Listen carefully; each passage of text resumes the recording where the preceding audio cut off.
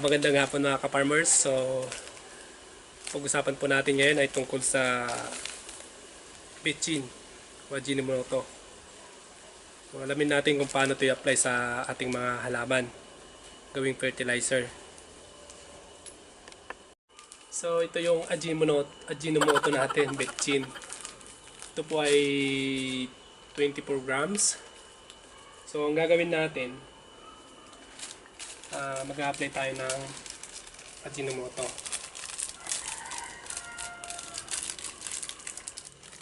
So ayan, ito na yung Ajinomoto bitchin. At ang hirap buksan.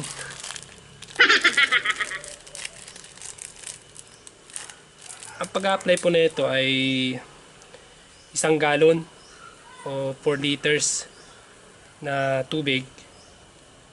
Tapos 3 kutsarang bitchin.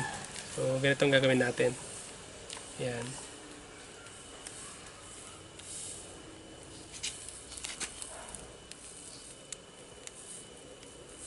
Yan, kanyang karami. Isa.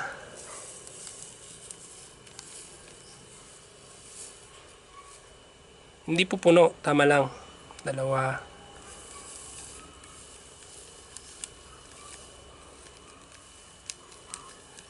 Yan, sakto lang pala yung 24 grams, 3. So, ayan. Tapos, saluin natin. Yan, ayan natin mga 10 to 15 minutes na matunaw yung nilagay natin na bitchin o MSG.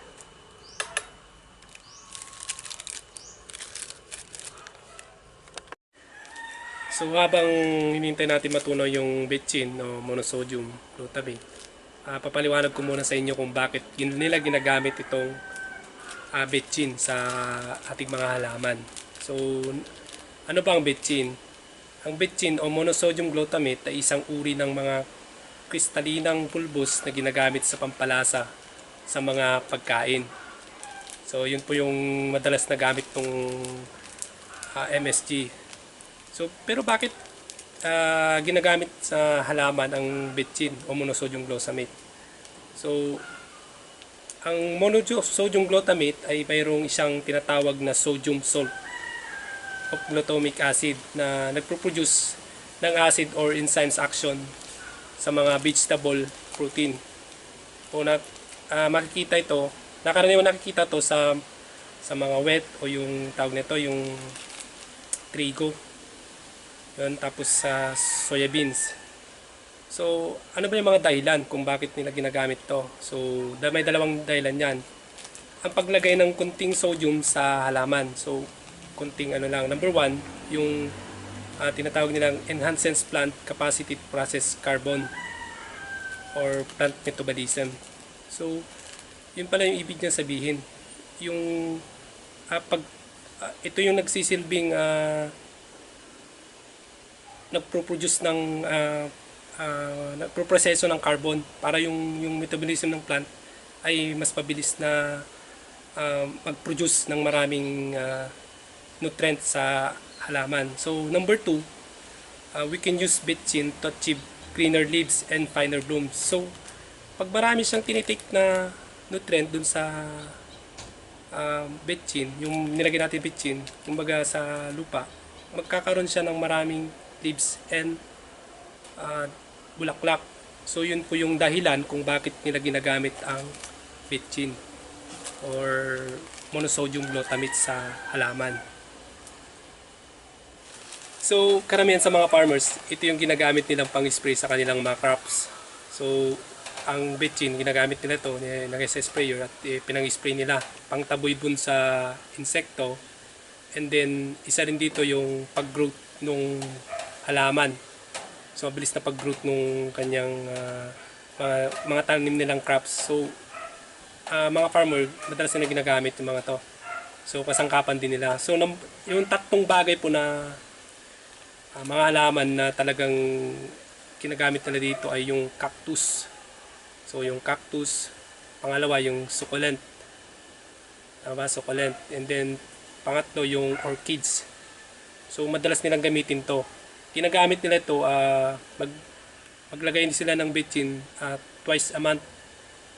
So sa isang buwan, 2 beses silang maglagay na hindi magkasunod. For example, naglagay ka ngayon, after 1 weeks or 2 weeks, saka ka maglalagay ulit. So 2 beses na sa isang buwan nila nilalagay ito. So lalong-lalo sa orchids kasi magkakaroon siya ng maraming bulaklak. So makikita mo na pag naglagay ka, maraming lalabas na bulaklak, and then maganda po yung magiging kahinat na ng orchids kasi nga yun nga nagsisilbing finer blooms niya. Kumbaga yung growth niya mabilis. So yun po yung mga ginagamit nila sa plants. So ngayon i-apply na natin tong kasi nasa 15 minutes na. So tara, i-apply na natin tong monosodium glutamate. So ito na yung i-apply natin na monosodium glutamate, halo na sa tubig. So ngayon, sa mga nasa ibang lugar, kagaya ng mga gumagamit ng nawasa na may chlorine, hayaan mo lang natin ng mga 10 to 15 minutes yung tubig natin bago natin i-apply itong betchin para mawala po yung chlorine nya. So ito, galing po ito sa poso mismo. So ganito yung pag-apply natin. Gumagamit ako ng lata, no. So i-try natin sa kalatsuchi. Take note guys ng pag-apply, dun lang sa growth guys, dun lang sa puno niya. Wag po nalagyan yung dahon. So ito po yung kalatsuchi natin na mamulaklak na. Ayan.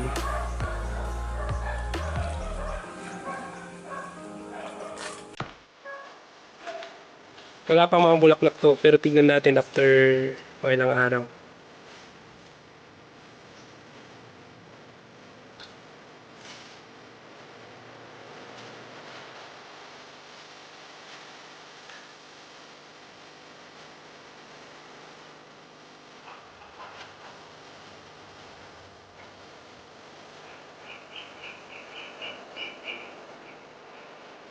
Try din natin sa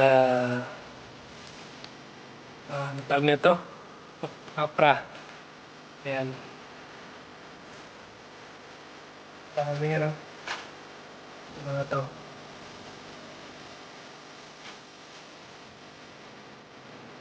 Pero konti lang i-apply natin.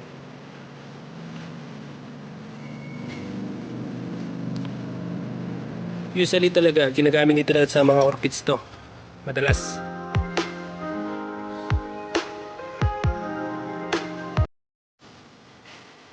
Try din natin sa tanim na talong. Ito natin na talong. Kung ito mga talong ko na mumuha na bubulaklak pa rin. Ayan o. Dahil pa rin bunga yan. Ayan o.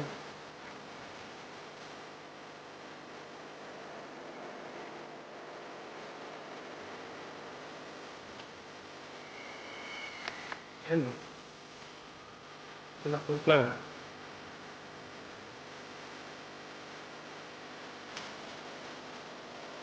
Take note pala, pag bumulan po, huwag po tayong maglalagay bago umulan. Pagkatapos pumulan, saka tayo maglalagay ng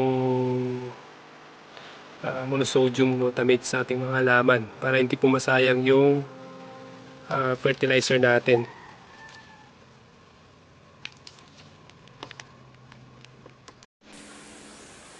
Take note guys na pag nag-apply tayo ng ganun, monosodium glutamate ay tuwing hapon lang. Huwag tayo mag-apply sa umaga dahil mainit sa atin. Baka maano po yung halaman po natin, masaktan po. So mag-apply po tayo hapon, and then sa pag-apply po twice a month. So ginamit ko sa mga halaman ko ngayon. Ito, first time kong gamitin tong monosodium glutamate. So bago ko ito gawin, siyempre nag-search muna tayo kung anong tamang paglalagay nito. So yan guys, salamat sa panonood sa video to, and keep watching on my channel, and subscribe to my channel na rin para laging update sa ating mga bagong video. So, click mo na rin yung notification bell para update ka lagi. So, maraming salamat guys. Bye-bye.